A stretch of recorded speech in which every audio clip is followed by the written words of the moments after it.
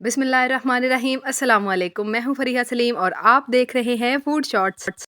अब आपको महंगे महंगे पिज़्ज़ाज़ पे बहुत ज़्यादा पैसे लगाने की ज़रूरत नहीं है। कम पैसों में कम वक्त में आप अब घर में पिज़्ज़ा से भी बेहतरीन चीज़ बना सकते हैं, वो भी बिना अवन के। बस आपने करना क्या है, इस वीडियो को एंड तक देखना है और सारे स्टेप्स को अच्छे तरीके से फॉलो करना है और आप बना सकेंगे एक ज़बरदस्त लाजवाब चीज़ जो पिज़्ज़ा को कई गुना पीछे छोड़ देगी। तो चलिए फटाफट से रेसिपी स्टार्ट करते हैं। पे मैंने तकरीबन 150 ग्राम बोनलेस चिकन लिया है और उसको मैंने इस तरह से स्ट्रिप्स में काट लिया है। आप चाहें तो आप क्यूब्स में या फिर आप चिकन का कीमा भी यूज़ कर सकते हैं। अगर आपको स्ट्रिप्स काटना डिफ़िकल्ट लगता है तो आप चिकन को फ्रीज़ करके उसके बाद अगर उसकी स्ट्रिप्स काटेंगे तो आसानी से कट जाएंगे। यहाँ मैंने एक छोटा चम्मच भर के सोया सॉस का ऐड किया है और एक ही छोटा चम्मच मैं इसमें चिली सॉस का ऐड करूँगी और हाफ़ टी स्पून जो है वो इसमें मैं वाइट विनेगर का ऐड करूँगी। यहाँ पर मैंने हाफ़ टी स्पून जो है इसमें लहसुन का ऐड किया है और थोड़ा सा मैंने इसमें तिक्का फ्लेवर देने के लिए थोड़ा सा तिक्का मसाला ऐड किया है और हस्बे ज़ायका मैंने इसमें नमक और थोड़े से चिली फ्लेक्स ऐड किए हैं। इनको मिक्स कर लें अच्छी तरह से और अगर आपके पास टाइम है तो थोड़ी देर के लिए मैरिनेट कर दें। अगर नहीं तो आप इसके नेक्स्ट प्रोसीजर की तरफ जा सकते हैं, लेकिन अगर करेंगे तो ज़्यादा अच्छा है। लो फ्लेम के ऊपर एक पैन रखा है, उसमें मैंने 2 टेबलस्पून जो है वो बटर के ऐड किए हैं। जैसे ये थोड़ा सा मेल्ट होने लग जाएगा तो इसमें थोड़े से चॉप किए हुए मैं 3 से 4 जवे जो है वो लहसुन के डालूंगी उसको अच्छा फ्लेवर देने के लिए। और साथ ही मैंने इसमें हाफ़ टी स्पून जो है वो ऑरिगेनो का डाल दिया है और इनको मैं तकरीबन 1 से 1.5 मिनट तक पकाऊंगी ताकि लहसुन और ऑरिगेनो का फ्लेवर जो है वो बटर में अच्छी तरह से शामिल हो जाए। ऑरिगेनो और लहसुन की मिली जुली सी एक बहुत ही अच्छी सी खुशबू आने लग गई है। तो जो चिकन हमने मैरिनेट करके रखा था वो हम इसमें ऐड कर देंगे और हम इसमें इसको 3 से 4 मिनट तक अच्छी तरह से फ्राई करेंगे, या तब तक जब तक इसका कलर चेंज ना हो जाए।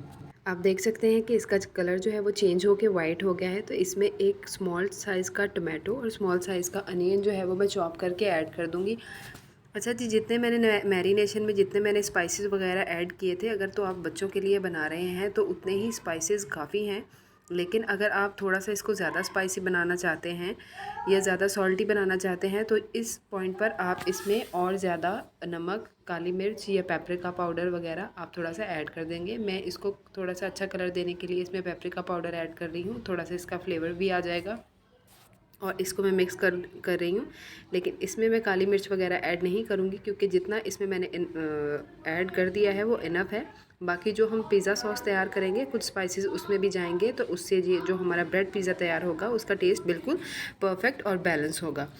इसको मज़ीद हम 3 से 4 मिनट तक पका लेते हैं। मज़ीद हमने इसको 3 से 4 मिनट बनाया है तो ये देखें चिकन हमारा मज़ेदार से बिल्कुल रेडी हो गया है। इसको साइड पे कर देते हैं और नेक्स्ट प्रोसीजर की तरफ चलते हैं।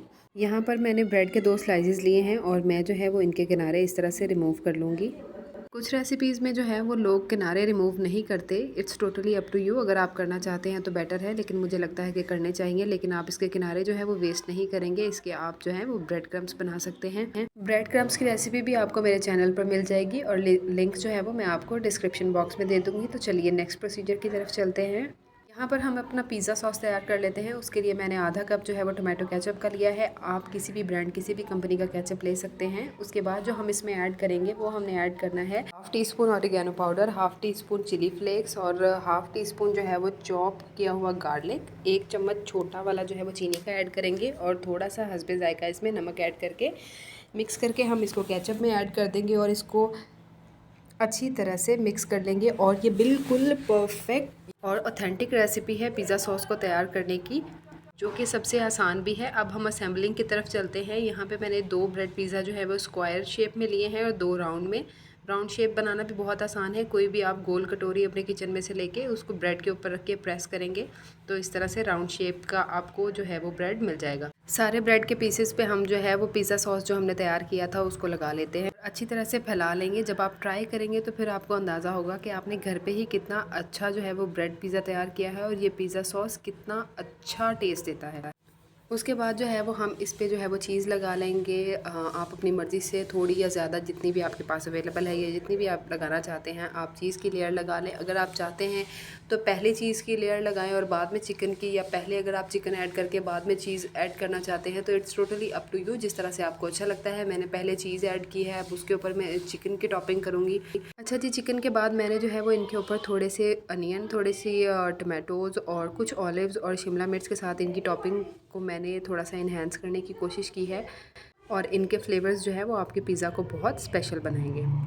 अच्छा जी, एक कढ़ाई को आप प्री हीट कर लें और उसके बाद आप इसमें इस तरह की किसी छलनी वगैरह को रख लें जिसका लेवल जो है वो कढ़ाई के पैंदे से कुछ ऊंचा हो।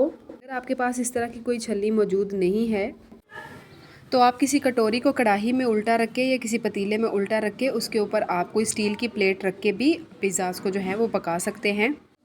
बस आपने इस बात का ख्याल रखना है कि आपने कढ़ाई को या पतीले को हीटअप करना है, जो उसके अंदर आप छलनी या प्लेट रखेंगे उसको आपने हीटअप नहीं करना। जैसे ही आप छलनी इंस्टॉल करेंगे या प्लेट रखेंगे तो उसके बाद आपने जो आपने ब्रेड पे असेंबलिंग करके रखी है पिज़्ज़ा की, उसको आप इस तरह से तरतीब से रख देंगे। यहाँ पर मैं आपसे रिक्वेस्ट करना चाहूँगी कि अगर आप मेरे चैनल पर नए हैं तो काइंडली मेरा चैनल सब्सक्राइब करें, और अगर आपने अभी तक इस वीडियो को लाइक नहीं किया और आपको वीडियो अच्छी लग रही है तो वीडियो को लाइक ज़रूर करें। इसको हम कर देंगे कवर, और कवर करने के बाद हम इसको तकरीबन 12-13 मिनट के लिए हम इसको लो फ्लेम के ऊपर के लिए छोड़ देंगे। फ्लेम आपका बिल्कुल दम वाला फ्लेम होना चाहिए। अगर आप 12-13 मिनट के बाद देखते हैं और आपको लगता है कि चीज़ अभी तक मेल्ट नहीं हुआ तो आप इसको 2 से 3 मिनट और मज़ीद पका सकते हैं। यहाँ पर 12 से 13 मिनट हो गए हैं और मैं आपको दिखा देती हूँ कि कितने ज़बरदस्त तरीके से चीज़ जो है वो मेल्ट हो गया है और हमारे ब्रेड पिज़्ज़ाज़ हो गए हैं तैयार। चलिए जी, इसको फटाफट से डिश आउट करते हैं, और ये बहुत ही डिलीशियस और बहुत ही मज़ेदार तैयार हुए हैं। बिलीव मी, जो भी खाएगा वो आपकी तारीफ़ें करता हुआ नहीं थकेगा। तो बहुत जल्द मिलेंगे एक नई रेसिपी के साथ, तब तक के लिए इजाज़त दीजिए। अल्लाह हाफ़िज़।